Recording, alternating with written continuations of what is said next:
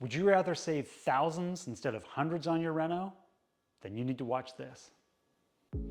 When I speak to homeowners about cost, a common refrain is, well, we don't need fancy finishes, we can be reasonable. The intention is that the material selections will salvage a ballooning budget. But the reality is, materials only make up about 20% of the overall construction costs. The remaining 80 are comprised of labor, management, and specialty trades. Now let's say your vision for a bathroom is to tile the entire floor and all of the walls. You could buy a $5 square foot tile instead of a $10 square foot tile and save hundreds. But you could save thousands if you only tiled the floor and the shower walls rather than all of the walls.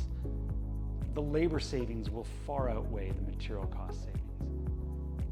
The point is, if you're faced with having to save on construction costs, you really need to look at the overall scope of work, not just particular material selections. I hope you found this helpful, and thanks for watching.